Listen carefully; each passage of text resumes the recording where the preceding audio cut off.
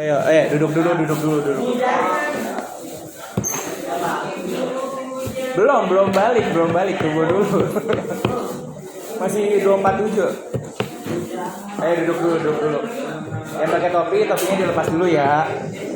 Topinya dilepas dulu. Santai. Tunggu dulu, duduk. Belum. Saya juga mau pulang nih. Jelasin dulu nih sebentar aja. Ngabisin kalian. Nah, waktu ini ngejelasin tentang alat dan penggunaannya, alat-alat gambar teknik dan penggunaannya.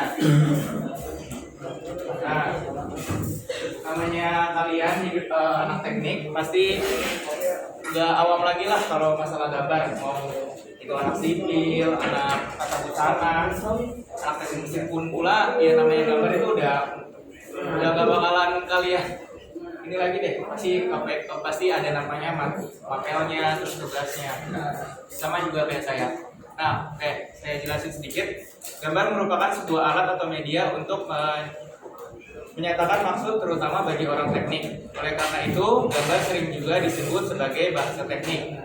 Sebagai bahasa teknik diharapkan sebuah gambar dapat meneruskan keterangan-keterangan secara tepat dan objektif. Nah, ini maksudnya gambar. Nah, kita ada gambar kayak gini nih. Nah, ayo duduk dulu. Contoh masuknya bahasa teknik. Jadi, ayo duduk. Kamu apa nih? Ayo duduk dulu, perhatiin dulu ya. Sebentar aja. Kita ada gambar kayak gini. Anak teknik nggak mungkin tanya-nanya lagi ke bagian gambar atau gambar mau nanya ke siapa lagi, nggak usah nanya-nanya karena di sini udah ada ukuran. Dari sini ke sini udah 60. Apalagi ini gambar flywheel. Ini gambarnya pakai CAD atau Inventor. Nanti dijadiin gambar teknik kayak gini. Nanti ini potongan, ini gambarnya. Potongan dari sini ini gambarnya. Jadi nggak perlu anak teknik itu nanya-nanya. Ini berapa sih lingkarannya, diameternya? Nanti potongannya gimana? Ini potongannya. Ini diameter lingkarannya, ini potongannya kayak gini. Jadi anak teknik nggak usah nanya-nanya lagi. Dari gambar teknik, kamu nanya ke siapa lagi? Jadi orang-orang yang ngebuat juga mau nanya siapa lagi. Karena udah dari gambar ini udah tersedia informasinya dari ukuran, namanya, potongannya. Apalagi nanti jadi ada gambar. Jadi kalau kalian belajar welding, nanti ada welding map-nya. Jadi bagian ini mungkin di welding ada simbol-simbolnya juga nanti. Kayak gitu. Oke, untuk fungsi gambar. Fungsi gambar ada 4. Yang pertama tadi yang saya udah jelasin sebagai bahasa teknik. Lalu kedua ada sebagai bahan informasi teknik yang tadi saya juga udah jelasin. Jadi orang yang ngebuat sudah mengerti lah apa nih yang dibuat oleh orang yang gambar. Lalu ada pengawetnya atau penyimpanan. Tadi saya bilang gambar itu kan dibuat di CAD atau di Inventor. Nah, itu disimpan, nanti diawetin. Masih diawetin tuh ya disimpan untuk kedepannya buat apa gitu. Gambar itu dijadiin dijadiin yang tadi gambar ya jadi bendanya langsung. Terus untuk penuakan gagasan dan pengembangan baru. Pengembangan. Jadi kalau ada orang pengen menuangkan gagasan yang tadi flywheel, ceritanya tadi kan diameter lubangnya ada 4 lah. Nah, saya ada orang baru yang pengennya lubangnya lebih banyak. Ya silakan. Jadi ada yang gambar yang tadi, ya udah nanti dia edit, dibuatlah lubang yang lebih banyak. Atau mau flywheel yang bertumpuk, ya silakan. Jadi penuangan dan gagasan pengembangan itu ya kayak gitu. Lanjut ke standar gambar. Standar gambar merupakan suatu keseragaman yang telah disepakati bersama dengan tujuan untuk menghindari salah pengertian sistem dalam komunikasi teknik. Orang-orang terkait dalam bidang gambar teknik perlu mengetahui tentang standar.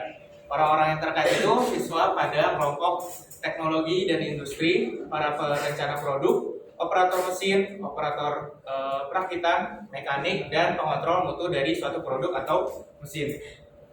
Standar gambar teknik dapat dilakukan di dalam lingkungan perusahaan, antar perusahaan atau industri di dalam suatu negara. Bahkan standar gambar teknik dapat diberlakukan pada industri antar negara yang dikenal sebagai standar internasional atau SI. Jadi di setiap negara pasti punya standarnya masing-masing. kayak Jepang, JIS, Japanese Industrial Standard, lalu Belanda NEN, The Netherlands Standardization Institute, lalu Jerman DIN, Dutch Institute for Nemem, lalu Indonesia SI atau ada SNI juga kan? Nah, perbedaannya itu sebenarnya kalau SNI itu namanya juga Standar Nasional Indonesia, jadi ya dipakai lebih banyak dipakainya. Nah kalau SNI ini ya nggak selalu dipakai gitu ya, kayak apa namanya baju ya nggak standar SNI tapi SNI. Kalau SNI ya paling untuk gambar atau apalah. Nah tapi dari negara-negara yang punya standar masing-masing kayak Jepang, Belanda, Jerman, Indonesia. Nah di sini ada standar internasional yaitu ISO, International Standardization for Organization. Nah ini bertujuan untuk menyatukan dari negara-negara yang punya standarnya sendiri, biar nggak saling bertabrakan atau nggak saling cekcok lah buat nentuin itu standarnya benda itu sendiri. Lalu ada standar yang dibuat tersebut, yang dari standar-standar ini dibuat lalu dibawa ke forum internasional. Nah tujuannya itu memudahkan perdagangan nasional maupun internasional, memudahkan komunikasi teknik. Lalu ketiga, bagi negara-negara berkembang dapat memberi petunjuk-petunjuk praktis pada persoalan khusus dalam bidang teknik. Lanjut ke alat-alat gambar dan cara penggunaannya. Ya sebenarnya tadi kan kalian dulu ya, apa namanya alat-alat banyak banget kan. Nah itu kenapa sebenarnya gambar teknik itu ya alatnya cuma bukan yang kalian biasa gambar segitiga, gambar bulat, cuma pakai mal atau penggaris bulat, penggaris segitiga. Yang namanya juga gambar teknik, ya sebenarnya kalian mau gambar flywheel yang tadi saya kasih contoh. Kalau cuma penggaris panjang sama pensil, jadinya kapan? Nggak mungkin kan? Nah makanya harus ada yang namanya jangka, mistar yang lain, atau enggak nanti macam-macam hal yang lain. Oke, ini saya jelasin satu persatunya ya. Dari kertas gambar. Nah, ada beberapa kertas gambar yang biasa dipakai untuk menggambar teknik. Ini ada kertas padalarang. Nah, padalarang ini juga nama dari PT-nya tersebut di Bandung. Nah, ini kertas padalarang biasanya digunakan untuk orang yang gambar atau melukis, orang-orang yang pemula. Nah, kertas manila ini kertas kayak kertas warna yang folio berwarna apa? Yang berwarna itu tahu kan? Bagian biasanya. Apa? Ya kayak karton, nah ya kayak kertas karton. Terus kertas screening itu kertas kotak-kotak. Kotak-kotak itu kertas screening. Lalu kertas roti, tahu kan? Kalau saya makan roti, kertasnya. Nah itu. Lalu kertas kalkir, ada yang tahu? Ya kertas bening. Yang bisa dijiplak ya. Iya, jiplak. Tapi nanti kalau ada tugas tidak dijiplak ya. Nah, kertas tuh kayak gini. Ini tugas saya dulu SMK. Dan tugasnya kayak gini. Jadi yang tadi bilang transparan betul. Nah, cuma permasalahan dari kertas ini, kalau kalian kertas ini nggak mungkin kalian pakai pensil kan? Nah, kalau pakai pensil, ya pasti seperti kampusnya. Jadi pakai nanti Kapido, ada nanti. Rapido atau drawing pen, tapi perbedaannya nanti bakal kelihatan deh kalau kalian gambar secara langsung. Dan nanti permasalahannya kalau kalian gambar pakai kalkir, saya ada kesalahan. Ini saya ada kesalahan. Apa namanya itu nggak dihapus pakai penghapus, pakai peniti. Korek. Kalau kesalahan saya yang panjang gitu, misalnya korek yang kebablasan gitu, nanti kayak ini apa namanya banyak kecokan lah, gitu. Jadi hati-hati banget kalau pakai kertas kalkir. Lanjut ke macam-macam kertas gambar yang digunakan sesuai dengan tujuan gambar, meliputi kertas gambar untuk tata letak. Untuk gambar tata letak dengan pensil dipergunakan kertas gambar putih biasa, kertas sketsa atau kertas milimeter. Lalu kedua ada kertas gambar untuk gambar asli. Gambar asli digambar pada kertas kalkir karena gambar cetak biru atau blueprint atau cetak kontak dibuat langsung dari gambar tersebut. Kualitas kertas yang baik adalah tahan lama, tahan lembab, mudah menggambar, digunakan pensil atau tinta dan mudah dicetak kembali. Lalu ketiga ada film gambar dipergunakan untuk gambar yang 3D, dapat disimpan untuk jangka waktu yang lama dan tidak boleh memuai maupun menyusut. Nah ini tadi yang saya suruh kalian foto. Ini untuk ukuran kertas menurut standar ISO dan NRI. Nah kalau nanti ada tugas, ada soal atau ujian, kalau untuk menghafal, misalnya kayak lupa nih ukuran dari kertas ini, kalian coba hafal ininya aja. Dan ini, karena ini dari sininya sama, ya. Nah ini untuk tepinya. Jadi kalau nanti gambar, kalian nggak langsung gambar, jadi nanti ada garis tepinya. Nah untuk sisi kiri semuanya sama, rata 0 sampai 5. Untuk pasang itu maksudnya sisi atas, kanan, bawah. Nah ini perbedaannya di A4 dan A5. Nah ini masuk gambar ini. Jadi kalau nanti ada tugas gambar, kalau kalian nggak mau repot-repot untuk bawa kertas A4 banyak, kalian tinggal bawa buku gambar aja, 3 dibagi 2, jadi A4. Ya gitu ya. Kalau ceritanya kamu ribet. Lanjut ke pensil. Nah, pensil yang dipakai untuk menggambar ada 3 macam. Tapi biasanya yang saya gunain pakai pensil mekanik. Yang pertama itu ada pensil biasa, lalu pensil yang dapat diisi kembali. Tahu pensil yang dapat diisi kembali? Ya, yang punya anak-anak kecil biasanya itu. Itu pensil mekanik. Ini yang dari tambah-tambahin lagi aja pensilnya. Terus ada pensil mekanik yang tinggal dimasukin, itu pensil mekanik. Nah, 3 pensil ini memiliki tingkat kekerasan tertentu mulai dari yang lunak sampai yang keras. Ketebalannya ada 0,3, 0,5, 0,7 sampai 2,0. Nah, ini maksudnya lunak, sedang, dan keras gimana? Nah, maksudnya ini B itu kan bold, berarti tadinya dia keras. Iya dong. 2B kalian pakai kerang nggak? Lebih kerang dari ini atau kerang?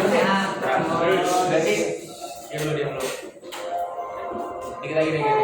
Kalau makin tinggi nilai kelunakannya berarti makin keras. Sama dengan keras, hard berarti dia tipis kan ya.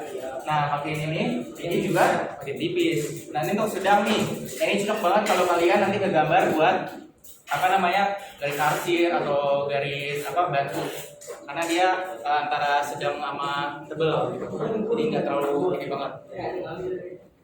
Lanjut untuk pena dan rabido.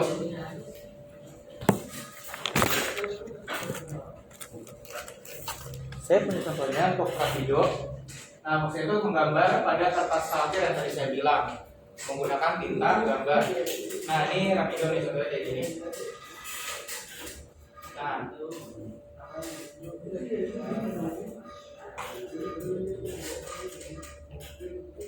kayak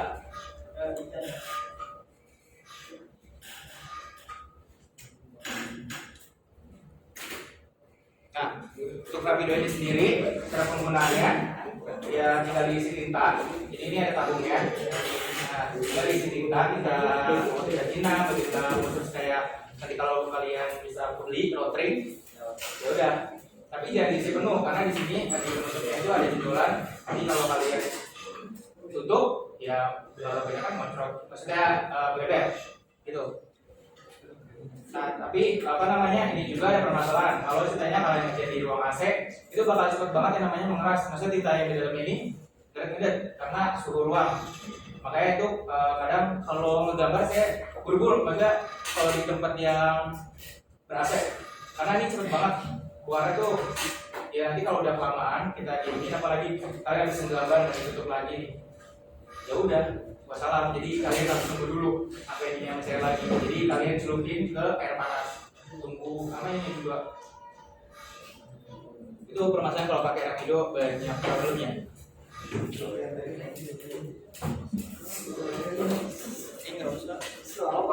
Ya, untuk menggaris mungkin kalian sudah mengerti ya. Nah, bentar. Nah, ini ada jangka besar, jangka sedang, sama jangka kecil. Nah, kalau jangka yang pegas gimana bentuknya? Ada yang tahu? Kalau jangka yang pegas tuh biasanya nanti tuh kakinya bisa dibengkokin. Biasanya itu jangka pegas. Tuh bisa dibengkokin tuh.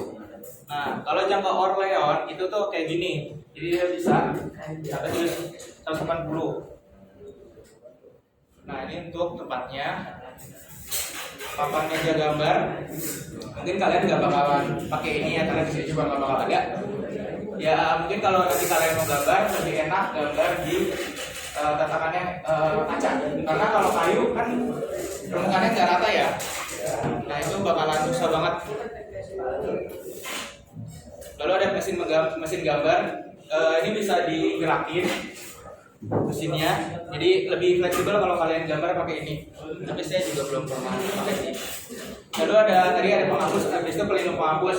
Pelindung penghapus ini biasanya terbuat dari aluminium, dan saya pernah lihat atau teman punya itu ukuran kecil banget, ukuran juga penghapus. Jadi ini digunakan biasanya kalau emang gambarnya udah terlalu banyak komponennya. Jadi 1A4 emang udah banyak komponennya. Jadi nggak mungkin kalian ngapus sedikit-dikit ya. Pasti kan ada komponen, ada garis yang bakal kalian hapus juga. Makanya ini penting banget. Lanjut mal dulu. Pernah lihat?